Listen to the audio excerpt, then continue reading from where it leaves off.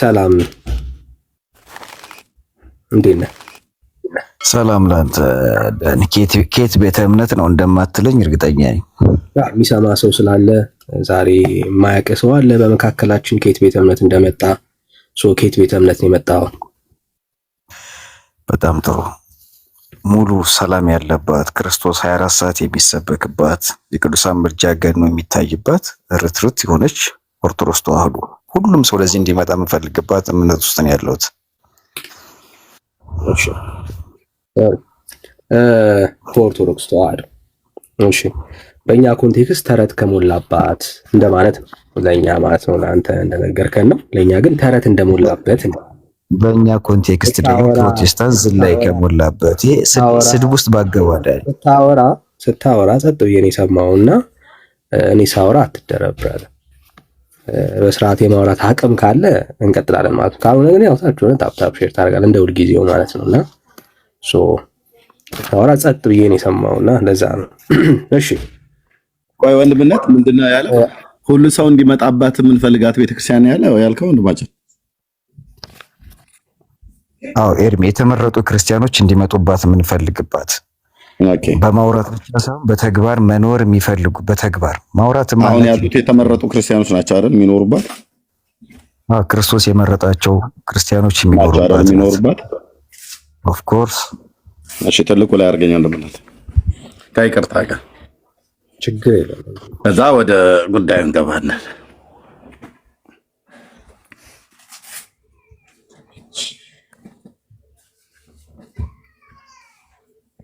እንኳን ብንወጣ እንኳን ብንወጣው መሬት ላይ ያለው አርማጭሆ ጋይን እዛ ድረስ ሳይቀር የተሃድሶ እንቅስቃሴ ሰረጎ ገብቷል።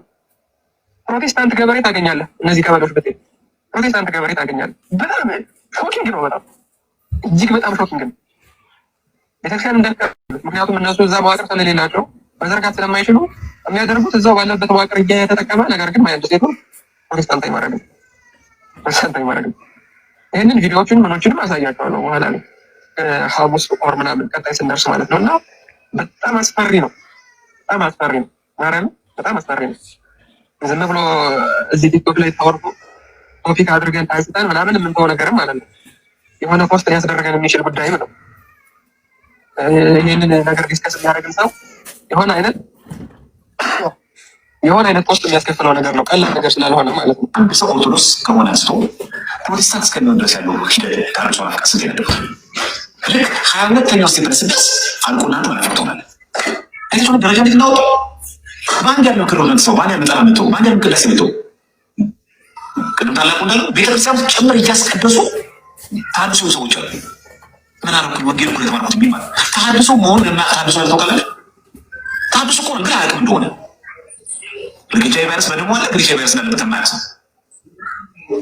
ስለዚህ ታድሶ ካሁን በኋላ ማንም ሰው ሾመስት የለበትም። ማናችን እኔ በግሌ ታድሶ ማፈቃድ ማለት ይቻላል።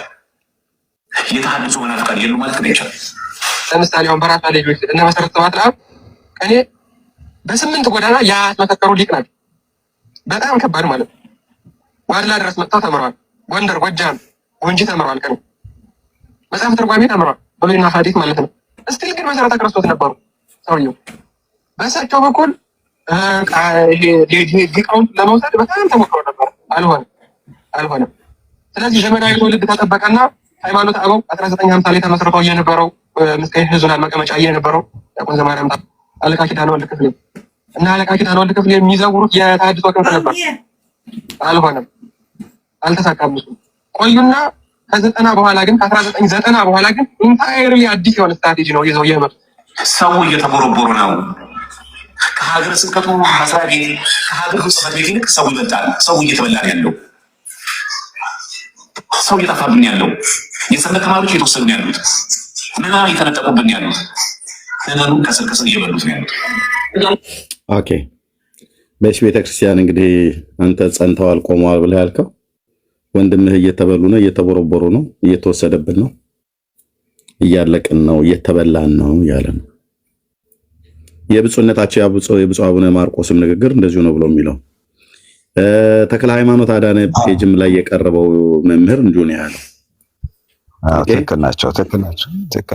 ስለዚህ ንስሐ ነው መግባት ያለባችሁ። እሺ በጌታ ፊት እንጂ አሁን ወደ ኦርቶዶክስ ሰውን ኢንቫይት የምታደርገው የምትጠራው ህዝብ የለም። የተረት ድርሳናት መፍለቂያ እንደሆነች ዓለሙ አውቋል፣ ዓለሙ ተረድቷል። ከዚህ ይልቅ የሚጠቅምህ ወንጌል ነው እንጂ ላስቆጥር ብዬ ካልኩኝ ተክለ ሃይማኖት አዳነ ፔጅ ላይ የቀረቡት የጉባኤ ቤት መምህር ናቸው። የመበታተን ችግር ገጥሞናል። ሚዩት አድርገው ቴንክ ዩ እና እሱን ነው ያሉት። ብፁዕ አቡነ ማርቆስም ድቅድቅ ጨለማ ውስጥ ነው ያለነው ነው ያሉት። ቅዳሴና ማህሌት በመቆም የኦርቶዶክስ ህልውና የሚቀጥል ይመስላችኋል ነው ያሉት። መልሱ አይመስላቸውም። የህልውናው ይቀጥላል ወይ እያሉ ነው። አንተ ግን ያው ምናልባት ምንም የምታውቀው ነገር የለም። በቤተክርስቲያኒቱ ንግግር ጨዋ ልትሆን ትችላለህ። እውቀቱ አቅጣጫ የለህም። ምን እየተሰራ ምን እየተፈጠረ ምን እየሆነ እንዳለ የብፁዕነታቸውን ንግግር ብትሰማ 10 ሚሊዮን አማኝን ያጣኑ ነው ያሉት። የግንቦት ነው የጥቅምት ርክበ ካህናት ስብሰባ ላይ ኦኬ። እና እንደው ከጥንቲቱ ከጠዋቲቱ ምናምን ነገር ብለህ ቃላት ስለደረደርክ አይደለም ብራዘር።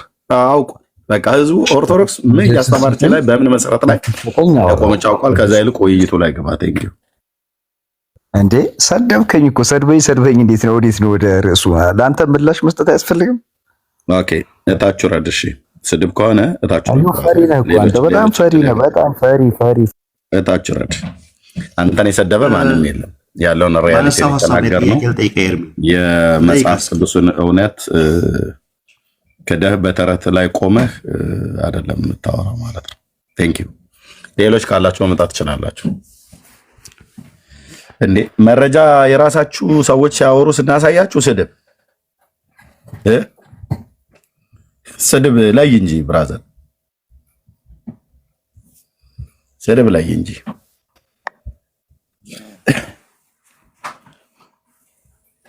እሺ ወንድምነት ትልቁ ላይ ሆን ለታብታብ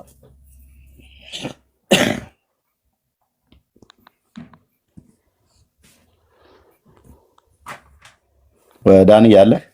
እሺ ወንድምነት፣ እሺ ትልቁ ላይ ሆን ለታብታብ ያ ጸጋ ይብዛላችሁ። ለምን ውይይት ማትቀበለው? ኦ ማይ ጋድ ዛሬ ቀለሜ ምንድን ነው? ቆይ ባልቴቱ ሙሉ ዛሬ ተቀጣለች። ኤርሚዬ በዓል ካለ ነገር ዛሬ ምንድን ነው? እኔ የምለው ኤርሚ አርማጭሆ ድረስ እኮ ኢምፓክታችን ደረሰ። ጋይንት ደረሰ። አርማጭሆ ማለት እኮ ሰሜን ጎንደር፣ ጋይንት ማለት እኮ ደቡብ ጎንደር ወደ ወልዲያ የትና የት እዛ የደረሰ ኢምፓክታችን ፕሮቴስታንት ሆነ። ገበሬው ሁሉ እኮ ፕሮቴስታንት ነው አለ እኮ። እንግዲህ ያውቃሉ እነሱ መረጃ አላቸው።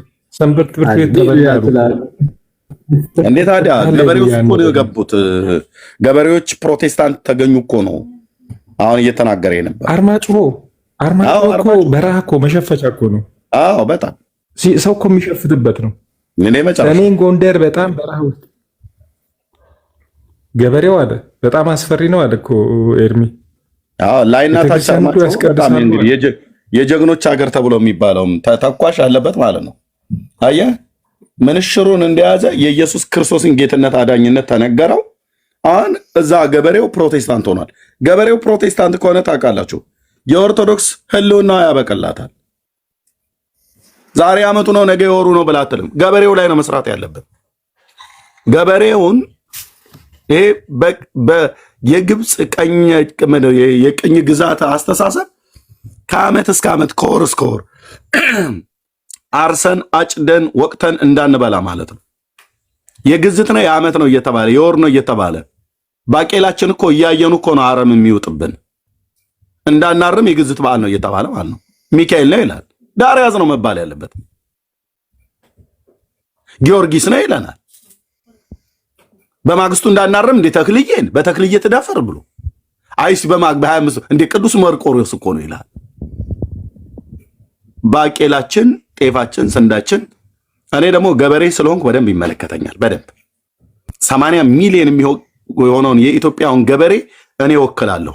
ይሄንን ከተሜ ጠርጌ ጥግ አስይዝሃለሁ አልኩ። ጥግ ዞር በል የጎንደር ገበሬ፣ የጎጃም ገበሬ፣ የትግራይ ገበሬ፣ የሸዋ ገበሬ፣ የኦሮሞ ገበሬዎች አርሰው ይብሉበት። ግብፅ የጫነችባችሁን ኮተት አምጥታችሁ እኛ ላይ አራግፋችሁ ህዝባችንን ድሃ አርጋችሁት አታኖሩትም። አርሰው ይብሉ። ፕሮቴስታንት ገበሬ የተገኘ ሻክ እኮ ነው አለ። ፕሮቴስታንት ገበሬ ከተገኘ የዛሬ ሰንበት ነው ነገ እንትን ነው ምናምን ነገር የሚባል የለም። ያርሳል፣ ያጭዳል፣ ይበላል ማለት እንደ ደቡብ ኮሪያ እንደ ቻይና ታድጋለህ ማለት ነው። ሰርተን እናድጋለን። ሰላም ለእናንተ፣ እንዴት አመሻችሁ? ዘላለም እከካችንን እያከክን መኖር አለብን እንዴ? እታችሁ ረግ ብራዘር፣ ሰው ሲያወራ የሚያወራ ልጅ ባለጌ ይባላል። ሲሰጠው ነው የምታወራው። ዴቪድ ነው የቀደመ፣ እሱ ቁጭ ብሏል። እና ሾኪንግ ነው ብሎ ያለው ለዛ ነው። እኔ የወንጌል አገልጋዮች ተሐድሶች የሚሆናችሁ ገበሬው ላይ ነው መስራት ያለብን። ወደ ገጠሩ ነው መሄድ ያለብን። ወደ ገጠሩ እውነቴን ነው የምላችሁ፣ ወደ ገጠሩ ነው መሄድ ያለብን።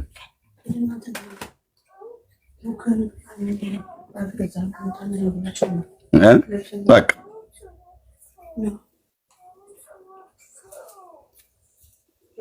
በግዝት አታስፈራረም። ወሮ ግድልኝ ነው የሚልህ። ከዛ በኋላ ወግድ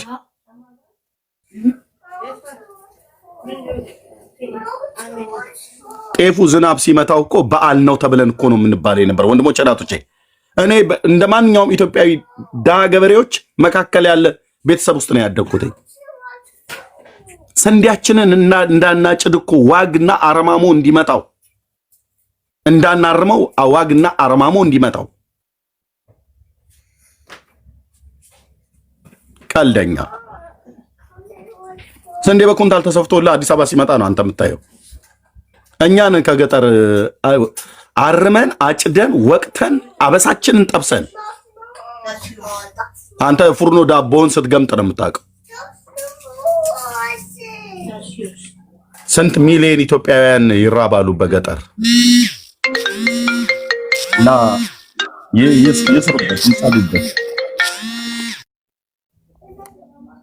ይጨዱበት ይስሩበት። እና ገጠሩ ላይ ገባ ሾኪንግ ነው ብሎ ያለው ቀጥሎ ምን ሊመጣ እንደሚችል ስለሚያውቅ ነው። ቴንኪዩ ተሐድሶ ላይ የምትሰሩ ወንድሞች፣ የምድሪቱ ተሐድሶ የሚሆነው ወንጌል ሲሰበክ ነው፣ በሁሉም አቅጣጫ ማለት ነው። ይሄን ነው ብለን የምንለው። ቴንኪዩ ዳኒ፣ ይቀጥል። አጥናው መጥቷል፣ እሱን አውራው። እሺ አጥናው፣ ሰላም እንዴት ነህ? ሰላም ሰላም፣ እንዴት ናችሁ? ሰው በመብል ብቻ ሳይሆን ዳቦ አድርገው ሲለው ሰው በመብል ብቻ ሳይሆን በእግዚአብሔር ቃልም ይኖራል ብሏልና ለመብል ጴንጤዎች ለመብል እንትን አትበሉ፣ በመብላት ብቻ አይኖርም። ጥሩ ሳትበሉ ማለት ነው። እሰይ እሺ፣ ግድ ለማሳቡ ላይ እንቆይ። አሁን ጉዳያችን ስላልሆነ ወደ ሐሳቡ እንመለሳለን። እሺ፣ ቤተክርስቲያን በነገረ ቅዱሳን ላይ ያላት እምነት መጽሐፍ ቅዱሳዊ እምነት አምናለህ? እኛ በመጽሐፍ ቅዱስ እኮ ነው የምንሄደው። መጽሐፍ ቅዱሳዊ እምነት አምናለህ? አዎ። እሺ ብሎናል። በጣም ደስ ይላል። ስለዚህ እንደ አንድ ኦርቶዶክሳዊ በሰማይ ያንተን ኃጢአትና ይቅርታን ምህረትን የሚሰጥህ ማን ያለው? ምህረትን ይቅርታን የሚሰጥ እግዚአብሔር ነው። እሺ፣ በሰማይ ያንተን ጸሎት ልመና የሚቀበል ማለት ነው እግዚአብሔር። ከእግዚአብሔር ውጪ በቤተ ክርስቲያን ውስጥ የለም። ከእግዚአብሔር ውጪ ስትል ምን ለማለት ፈልገህ? ከእግዚአብሔር ውጪ ነው። እግዚአብሔር ከሆነው ከእግዚአብሔር ከሱ ውጪ ሌላ እግዚአብሔር ከእግዚአብሔር ውጪ ሌላ ማንም ኃጢአትን እንትን የሚል የለም። ግን የእግዚአብሔር አገልጋዮች ደግሞ አሉ። ጸጋውን የሚሰጣቸው የእግዚአብሔር አገልጋዮች አሉ። ስለዚህ ከእግዚአብሔር ውጪ ደግሞ ሰማቸው ያልከን ያለው ከእግዚአብሔር ውጪ አላልኩም። የእግዚአብሔር አገልጋዮች ናልኩ። በደንብ አድርገህ ሰማኝ ዳንኤል። ሰማው እኮ እግዚአብሔር ማለት ቅዱሳን ማለት። ስለዚህ ያላልኩትን ወደ አፍያት እንትን አትበል። ከእግዚአብሔር ውጪ አይደለም ያልኩ። የእግዚአብሔር አገልጋዮች አሉ። እግዚአብሔር ጸጋውን የሰጣቸው አሉ፣ ማዳን የሚችሉ እግዚአብሔር ጸጋውን ያበዛላቸው አሉ። እነሱን ለማለት ፈልገህ ከሆነ አዎ መጽሐፍ ቅዱሳዊ ነው። እሺ እንዳንካካድ የምትለውን ነገር ልጻፍል። እንዳንካካድ እንድንግባባ ማለት ነው። እንድንግባባ ከዛ ያው የኃጢአት ይቅርታ ለማግኘት በሰማይ ወደሱ የምትጣራው የምትጮው አካል አለ። ማን ነው እሱ? የአካል እግዚአብሔር። እሺ እግዚአብሔር ፈጣሪ። እሺ እሺ ከእግዚአብሔር ውጭ አለ? ከእግዚአብሔር ውጭ አትበለኝ። ከእግዚአብሔር ውጭ ማንም የለም አልኩህ እኮ። እሺ ማንም የለም። እግዚአብሔር ጸጋውን ለሰጣቸው እነሱ እንትንላቸዋለን አለ ማለት ነው። አዎ ጸጋ የእግዚአብሔር ጸጋ ይበዛላቸው አሉ። እግዚአብሔር የሚሰጣቸው ከእግዚአብሔር ሌላ እግዚአብሔር አለ። ከእግዚአብሔር ሌላ ቅድም የለም ብለህ ነበርና የአቋም ለውጥ አመጣሁ አለ ማለት ነው። የአቋም ለውጥ አይደለም፣ በደንብ አድርገህ ስለማትሰማ ነው። እሺ ደግሜ ልጠይቅ፣ በደንብ ስማኝ። ለኃጢአት መንጻት ወደሱ ወይ ደግሞ ወደሷ የምትጮህ በሰማይ ያለ አካል አለ ወይ? ለኃጢአት መንጻቴ እግዚአብሔርን ጠይቀዋለሁ። ቅዱሳን ደግሞ ለኃጢአት ይቅርታ ኃጢአትን ይቅር የሚል ደግሞ እግዚአብሔር ስላለላቸው በእነሱ ምክንያት ደግሞ ይቅር እንባላለን። ይሄ ደግሞ መጽሐፍ ቅዱሳዊ ነው ነው ማለት። በደንብ ሰማይ፣ ጥያቄን በደንብ ሰማይ። ለኃጢአት መንጻት ወደ ሰማይ የምትጮህለት የምትጣራው በሰማይ ያለ አካል አለ ወይ? አዎ እግዚአብሔር አለ አልኩህ እኮ። እሺ ከእግዚአብሔር ውጭስ ሌላ አለ ወይ? አዎ እርዳታ ምልጃ ከሆነ ኦኬ። አዎ አለ። አሁን እሺ ቀደም ምን ብሎ ነበር? ምን ነበር ያልኩህ? አዎ አለ ስልህ ምን ነበር ያልኩህ? ቀደም የለም ማለት ጻፈው እንጂ አሁን ያልኩህን አዎ አለ ብዬ ምንድን ነበር ያልኩህ? በጠየቅኩ ጥያቄ ተመሳሳይ ጥያቄ የጠየቅኩ አዎ አለ ነው ያልኩህ። ምልጃ አለ አላልኩም? አዎ አለ ምልጃ አለ አላልኩም? አዎ ብቻ ያልኩትን ለምን ቆርጠህ ትጽፈዋለህ? ለምን አትጽፈው ምልጃ አለ ያልኩህን? ዞዳጄ ጥያቄ ምን ለምናቸው ምልጃዎችን አማላጆች አሉ ያልኩህ ለምን አልጻፍከውም? ምልጃም ይሁን ምንም ይሁን በሰማይ የኃጢአት ይቅርታ ስለዚህ የምትፈልገውን ብቻ ነው የምትጽፈው ማለት ነው። ትደረባ ብራዘር፣ ሰው ይስማ ብራዘር። በሰማይ ደግሜ እጠይቃለሁ፣ በሰማይ ያንተን ኃጢአትና ይቅርታን ልመናህን የሚቀበል ይቅርታ የምትጠይቀው አካል አለ ወይ ስለ አዎን አለ አልከኝ። ምን ነበር ያልኩህ?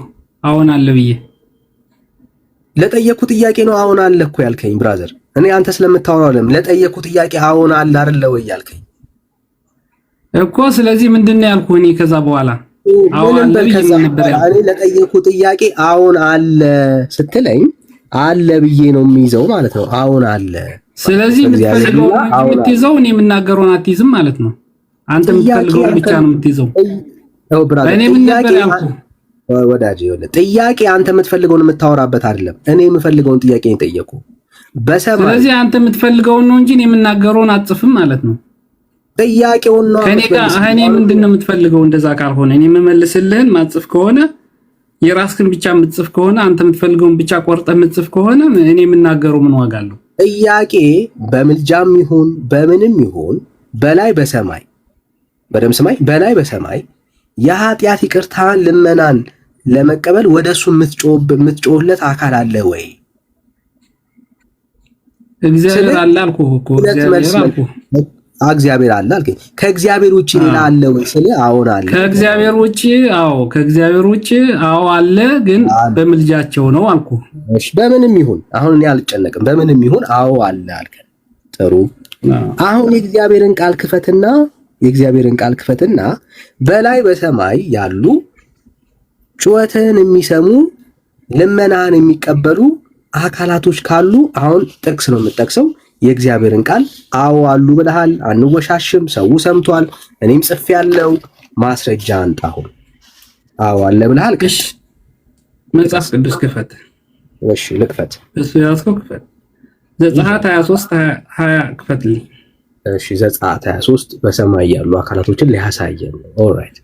እሺ ዘጸአት 23 ክፈተውና እንየው። ይሄው ልከፍትልኝ። ዘጸአት 23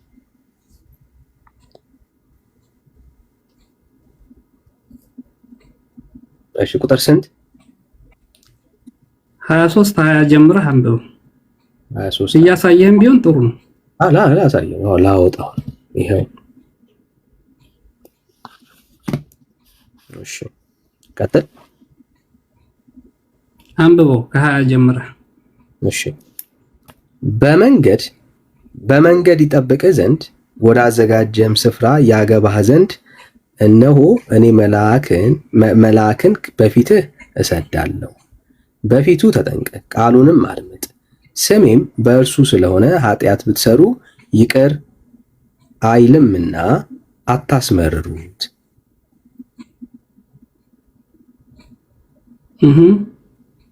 ይቀጥል ወይስ ኃጢአት ይቅር የሚል እግዚአብሔር ነው ወይስ መልአክ ነው?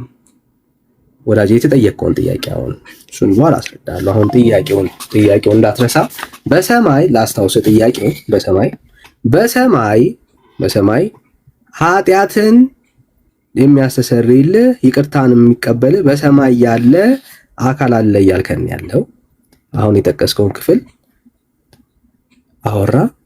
አሁን ያመጣውልህ ምን ነው የሚለው ጥያቄ አይደለም። አሁን የምጠይቀን ይሄው አነበብኩልህ፣ ይሄው አስረዳ። ወደ እሱ ጮኸ ኃጢአቴን ይቅር በል የምትለው ሐሳብ ካለ ይሄው አብራራ።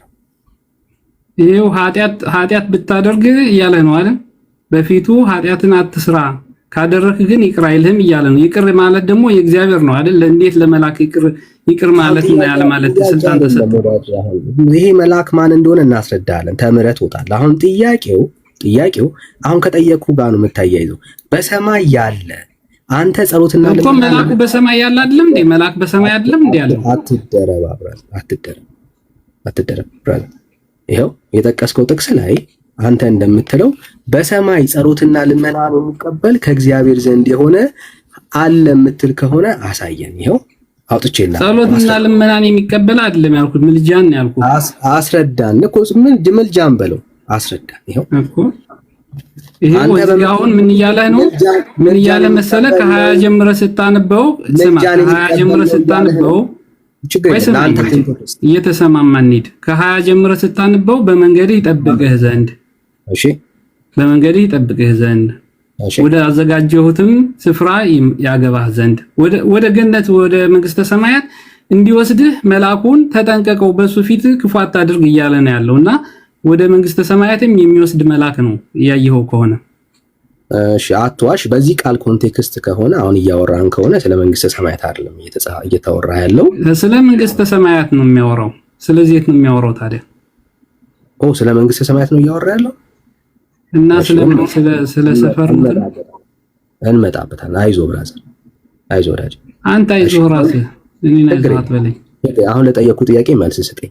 በዚህ ክፍል መሰረት የተጠቀሰው መልአክ በሰማይ ሆኖ ጸሎትና ልመናን ስለመቀበል የሚያወራ አውድ አለው ወይ? ስለመቀበል ብቻ ሳይሆን ዳኒ ጭራሽ ወደ መንግስተ ሰማያትም ይዞ ሄዳል እያለ እኮ ነው። ጭራሽ ከፍ አደረገው እንትኑ። መንግስተ ሰማያት ይዞ ሄዳል አለ። እሺ ቁጥሩ ምኑ ጋር? ይመራሃል፣ መንገዱን ይመራሃል እያለ ነው። የት ጋር ነው መንግስተ ሰማያት የሚያገኘው? ከ20 ጀምረህ አንብበው። ከ20 ጀምረህ እኔ አንብቤዋለሁ። አንብበህ አስረዳና ወላጅ አትደንግጥ። በመንገድህ ይጠብቅህ ዘንድ ወደ አዘጋጀሁት ስፍራ ያገባህ ዘንድ እነሆ እኔ መልአክን በፊትህ እሰዳለሁ አለ። ያ መልአክ ወደዚህ ነው የሚያደርስህ? እግዚአብሔር ወደ አዘጋጀው ስፍራ። ያ ስፍራ እግዚአብሔር ያዘጋጀው ስፍራ ደግሞ መንግስተ ሰማያት ነው። ሌላ ያዘጋጀው መንግስተ ሰማያት ነው። በዚህ ጥቅስ መሰረት መንግስተ ሰማያት መሆኑን መጀመሪያ አስራየን ከቃሉ ብራዘር ከኪሳታ እየተናገረ እኮ ነው። ወደ አዘጋጀው ስፍራ ያገባህ ዘንድ አለው እኮ። ያ ያገባህ የተባለበት ስፍራ መንግስተ ሰማያት ስለመሆኑ ማስረጃ አስጠን። መንግስተ ሰማያት ነው። ሌላ ምን አለ? እግዚአብሔር ያዘጋጀልን መንግስተ ሰማያት ነው። ተስፋ እናድርገው። እንድናምን መንግስተ ሰማያት መሆኑን አሳየን። እንድናምን ራሱ ግልጽ እኮ ነው ጥቅሱ ዳኒ። ግልጽ አይደለም። አንተ ላይ የጨመርክ ያለው መንግስተ ሰማያት እንትን ላለመረዳት ተፈለክ መብትህ ነው። ማስረጃ እንድረዳ ማስረጃ ማንም አይገባው ሰው ይገባዋል። ይሄ እንድረዳህ ማስረጃ አንጣ ብራዘር፣ ማስረጃ አንጣ። ማስረጃ ስትጠየቅ ይገባል ምናምን አትበል። ማስረጃ አንጣ። ይኸው እግዚአብሔር ያዘጋጀልን መንግስተ ሰማያት ነው። እኔ ሌላ አላውቅም። አንተ ሌላ ያዘጋጀልን ማስረጃ አንተ ዛንት ማለት ትችላለህ። መንግስተ ሰማያት ነው። ሌላ ምንም እግዚአብሔር ያዘጋጀልን መንግስተ ሰማያት ብቻ ነው። ማስረጃ ብራዘር፣ አሁን እኮ አልክ ማስረጃ ምን የሚል ማስረጃ ነው የምትፈልገው? አሁን ይምራሄ መልአክ የተባለው በዚህ ክፍል አውድ መሰረት ስለ መንግስተ ሰማያት መሆኑን ማስረጃ አንተ ክፍሉን ከፍ ብለህ ማንበብ ትችላለህ። ይሄው እያነበብነው እኮ ነው። ምን ማስረጃ አንተ አነበብነው። መንግስተ ሰማያት ስለመሆኑ ግን አይናገርም። ካለ ማስረጃ አንተ በግድ መኑኝ አትበል። በግድ ልናምንህ አንችልም። አውድ አለ፣ ኮንቴክስት አለ። ክፍሉ ስለምን እንደሚያወራ ግልጽ ነው። ክርስቲያኖች ነን፣ የእግዚአብሔርን ቃል ጠንቅቀን የምናውቅ አማኞች ነን። አንተን ነው የጠየቅን። እመኑኝ አትበለን በግድ ማስረጃ አንተ ብራዘር። እኔ ማስረጃ ብዬ አምጥቻለሁ። ተቀበል ካልተቀበልህ ያንተ ችግር ነው የሚሆነው። እኔ ማስረጃ ያመጣሁት ምንድነው? በመንገድህ ይጠብቅህ ዘንድ ወደ አዘጋጀሁትም ስፍራ ያገባህ ዘንድ አዳምጠኝ። ወደ አዘጋጀሁም ስፍራ ያገባህ ዘንድ እንሆ ማስረጃ አለ ወይስ የለም? በፊትህ እሰዳለሁ አለ። በቃ ከዚህ በላይ ምንም ግልጽ የሆነ ጥቅስ የለም። ማስረጃ አለ ወይስ የለም? እኔ መንግስተ ሰማያት ነው ብዬ እረዳለሁ። እግዚአብሔር ያዘጋጀልን መንግስተ ሰማያት ነው። ሌላ ያዘጋጀልን የለም። እኛ የምንጠብቃት መንግስተ ሰማያት ስለሆነች የእግዚአብሔር ደግሞ ያዘጋጃት እሷ ነው። ወደ አዘጋጀሁት ስፍራ እወስዳችኋለሁ ብላችሁ ጠብቁ ነው ያለ ኢየሱስ ክርስቶስ። ወደ አዘጋጀው ስፍራ የሚወስደን ሲመጣ በማቴዎስ ወንጌል 31 ጀምሮ ስታነበው ወደዛ ቦታ ሊወስደን ሲመጣ ማቴዎስ 25:31 ሲከፈት እሺ፣ አይዞህ ብራዘር፣ በቃ አሁን ስለሌለ አሁን ከፈተው ማቴዎስ 25:31 ከፈተው ወእግዚአብሔር ቃል ላይ እንደናንተ ቤት ተቀጥፎ ስለማይኬድ ይሄው ከፈተውና እንየው። ማቴዎስ 31 ማቴዎስ 25:31 ከፈተ። አትደረብራ ጠይቀኛል አይደል? ማስረጃ ወደዛ ልምራ።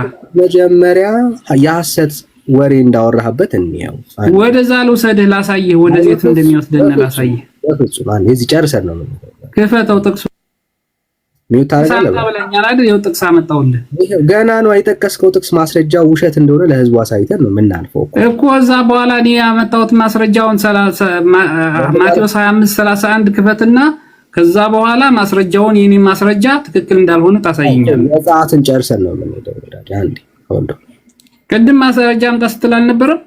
የለኝም በግድ መኑኛል። ምንም እንደሌለ ለህዝቡ አሳይተን ይሄው አመጣሁልህ። አሁን ካላመጣህ አልከኝ፣ አመጣሁልህ። ይሄው እሺ፣ አውቀህ ነው ክፈተው። አውቀህ ነው 31 እኩል እንሂድ ነው። አሁን መጀመሪያ ይሄንን እንጨርስ ብራዘር፣ አሁን እንጨርስ መጀመሪያ። ምን ብለን እንጨርሰው? ምን ታርግ? ምንም ቃሉን ራሱን እንደማታውቀው አሳይቼ ከዛ እንሄዳለን። ኦኬ፣ ያው መጀመሪያ ማስረጃ ይናሳይና እዛ በኋላ አንተ ታስረዳኛለህ። እሺ፣ ከዚህ በኋላ ካወራ ያው ታች መውረድ ፈልገህ ነው። ታች ወርደን ያው ከዚህ በላይ መለመን ስለማይጠበቅብን ማለት ነው። ኦኬ፣ በዚህ ክፍል ላይ እየተወራ ያለው ስለ መንግስተ ሰማያት ነው ወይ? አይደለም ብራዘር፣ አለማወቅህ ነው። ስለ መንግስተ ሰማያት አይደለም። መልአክን እልካለሁ በፊት የተባለው ያ መልአክ ራሱ ማን እንደሆነ አሁን አንተ የሚመስልህ ገብርኤል ሚካኤል ነው እንደሆነ ነው የምታስበው። ያ መልአክ ማን እንደሆነ እንኳን አንደርስታንድ አላደረኩም። እሺ፣ ያ መልአኩ ሲላክ ምንድን ነው? ስለ መንግስተ ሰማያት ነው እያወራ ያለው። እስቲ እንየው። መልአኬ በፊት ይሄዳል፣ ወደ አሞራውያን፣ ወደ ኬጣውያን፣ ወደ ፌርዛውያን፣ ወደ ከናንና ወደ ኤካውያን፣ ወደ ኢያቡሳውያን ያገባሃል። ማን? ከፊትህ የሚሄደው መልአክ፣ ተጠንቀቅ የተባለለት ያ መልአክ።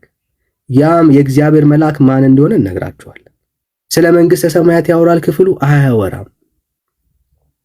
ስለ መንግስተ ሰማያት የሚያወራ ክፍል አይደለም። ስለ መንግስተ ሰማያት የሚናገር የእግዚአብሔር ሐሳብ አይደለም እያወራ ያለው። በእስራኤላውያኖች ባላቸው ጀርኒ ላይ እግዚአብሔር ራሱ እንደሚመራቸው ያ የእግዚአብሔር መልአክ የተባለው እሱ ራሱ ክርስቶስ ኢየሱስ ነው። ብራዘር፣ ገብርኤል ሚካኤል ወይ ደግሞ ሩፋኤል አይደለም ወዳጄ። እየተናገረ ያለው በዚህ ጀርኒ ውስጥ የሚመራቸው እሱ ራሱ እግዚአብሔር ነው። እሱ ራሱ እግዚአብሔር ነው የሚል ጥቅስ ስጠኝ። አንዴ ብራዘር፣ የራስህን ከኪሳት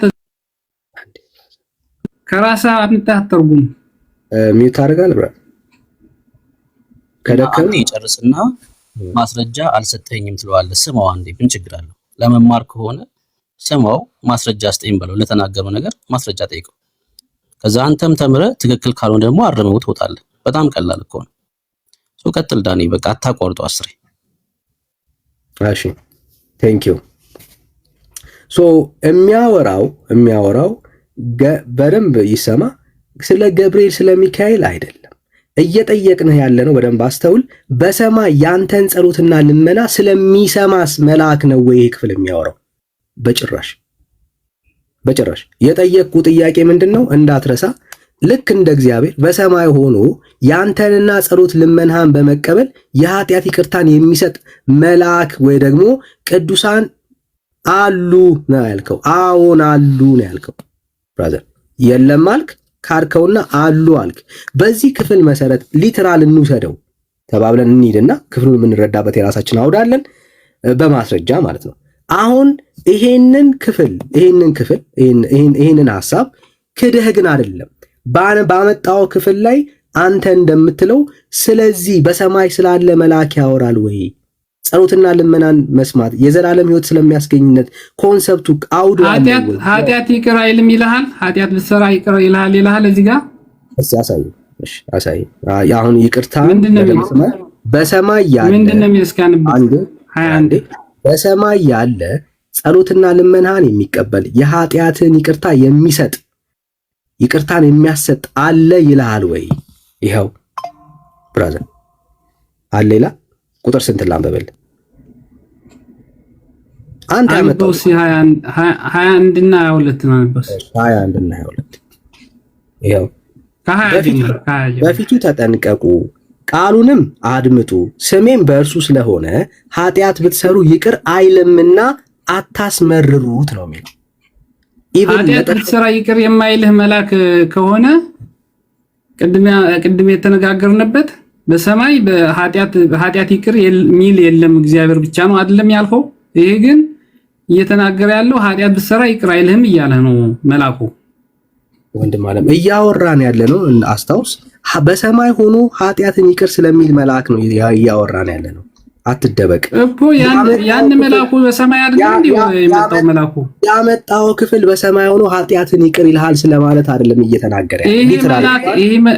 ይሄ መልአክ አሁን እንትን የምትለው መልአክ በፊትህ ያለው መልአክ ይሄ በስሙ የእግዚአብሔር ስም ያለበት መልአክ ኃጢአት ብትሰራ ይቅር አይልህም እያለህ ነው ያለው አይደል?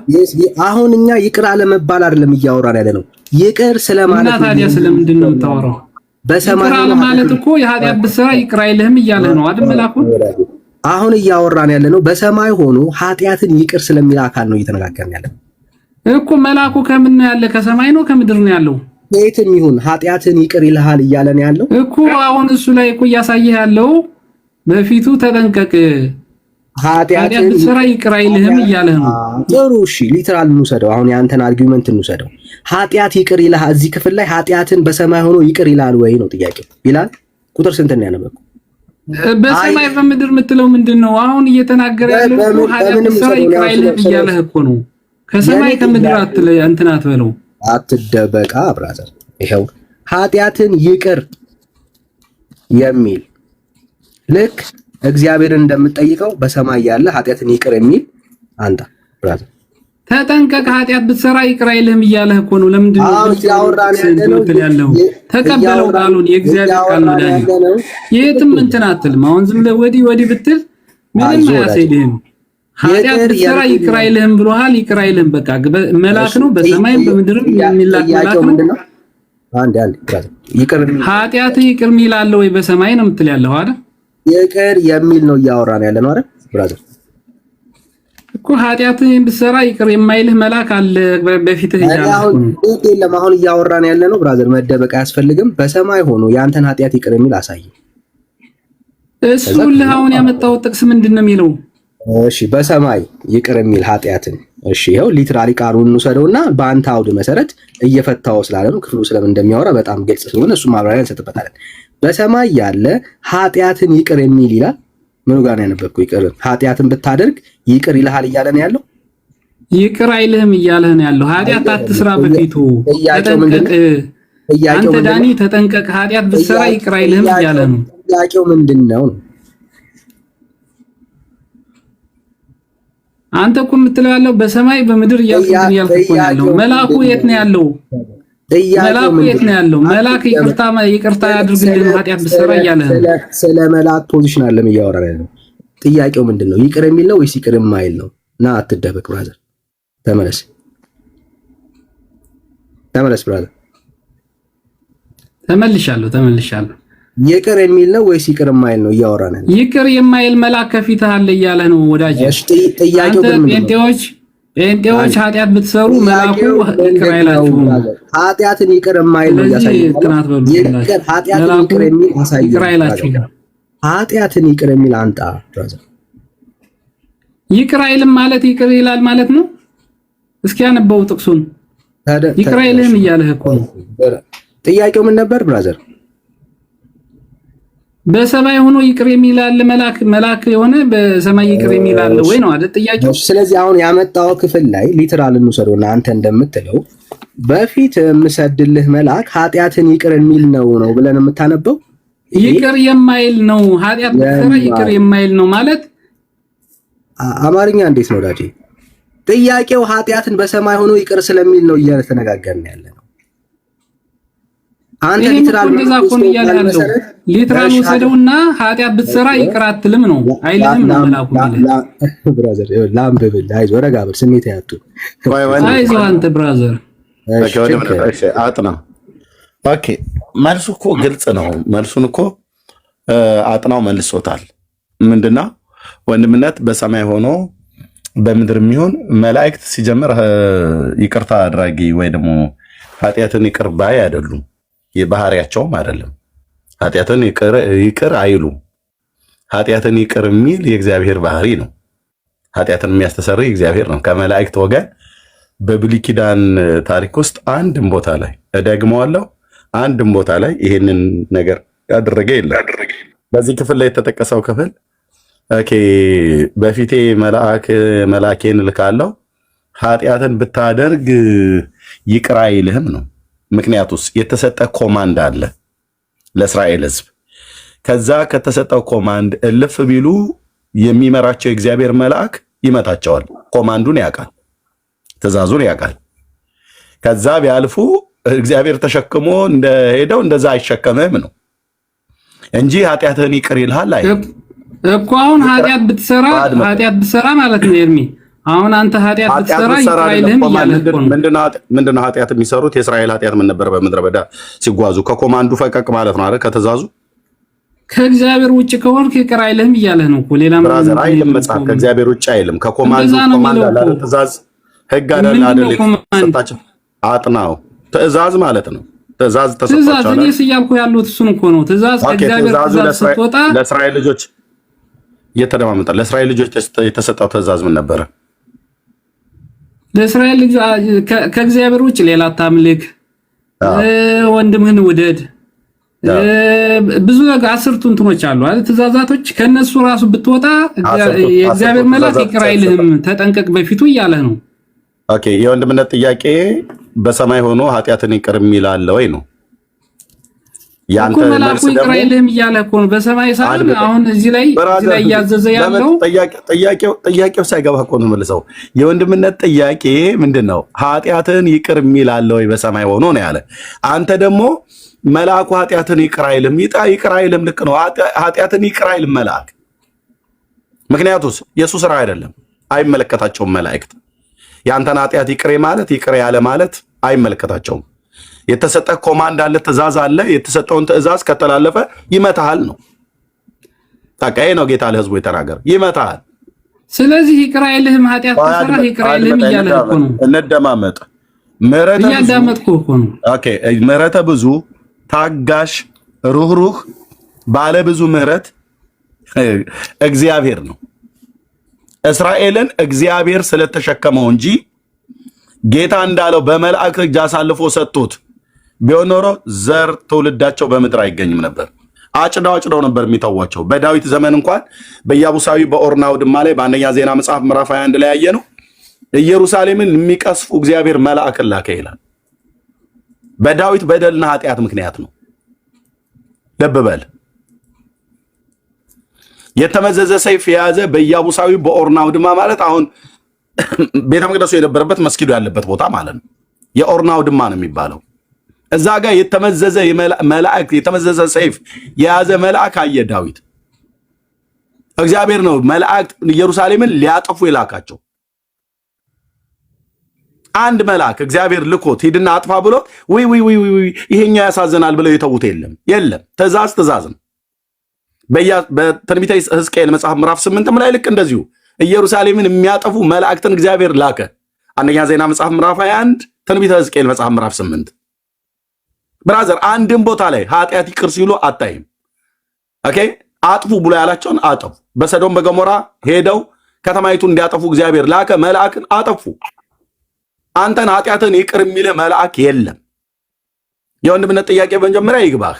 በሰማይ ኃጢአትን ይቅር የሚል ብሎ ሲልህ አንተ በምድር መተህ አታውራ። በምድር የምታወራ ከሆነ መልአክ መተው ለዳዊትም ለእስራኤልም አዝነው ሰይፋቸውን አልመዘዙም። ራሱ እግዚአብሔር ነው። አንደኛ ዜና መጽሐፍት ላይ አሁን በቃህ ሰይፍን ወደ እፎቱ መልስ አለው ይላል። የእግዚአብሔር መልአክ ማለት ነው። በቃህ አለው። እንደናንተ ገብርኤል ብላችሁ እንዳላችሁት አመፀኛ አይደለም። የእናንተ ገብርኤል ነው ያልኩት፣ ቅዱስ ገብርኤልን አይደለም። ሕማማተ መስቀል ላይ በቀራኒው መስቀል ላይ ተሰቅሎ ሳለ ጌታችን ኢየሱስ ክርስቶስ መላእክት በጊዜ ቀትር መጥተው ሲሰግዱለት ይላል ታሪኩ እና ሚካኤል አርመመ ወገብርኤል ተደመ አመሰቀልዋ አይሁድ ለእግዚእነ ብለው እንዲሉ አለና ሚካኤል ቆሞ ያደንቅ ነበረ። አምላኬን እንዴት እንደዚህ ርቃኑን ሆነው ይሰቅሉታል እያለ በፍጥረቱ እጅ እንዴት ይሰቀላል እያለ ተደነቀ። አርመመ ተደነቀ፣ ወገብርኤል ተደመ ተናደደ፣ ተቆጣ፣ ተበሳጨ። ከዚህ ሴት ተነሳ ሰይፉን አውጥቶ ሊወረውረው ሲል ተው ከቁጣ ታገስ፣ ሰይፍንም ወደ ሰገባህ መልስ ብሎ ሲለው ጌታችን ኢየሱስ ክርስቶስ ያንተ ምሕረትና ቸርነት እስከ መቼ ነው ብሎ የጌታውን የኢየሱስ ክርስቶስን ትእዛዝ ንቆ ሰይፉን ቢወረውረው የቤተ መቅደሱን መጋረጃ ለሁለት ቀደደ ብላ እኮ የምትቀደድ ቤተክርስቲያን ነች በውሸት።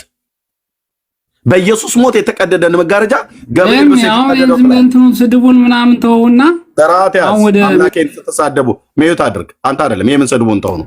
አምላኬን አንተ እየተሳደብክ ነው ያለ ዝም ብለህ ውሸት እየተሳደብክ ነው ያለ። ቀደዳ ውሸት ማለት ነው። ቀደዳ ማለት ውሸት ማለት ነው። ምንም ስድብ አሁን እንትን ሲልባችሁ ነው። እሺ ሜዩት ካላደረክ አስወርዳለሁ። በቃ ይሄ ነው። እንደዚህ ነው። መብትህ ነው፣ ማስወረድ ትችላለህ። ውሸት አመላችሁ ነው።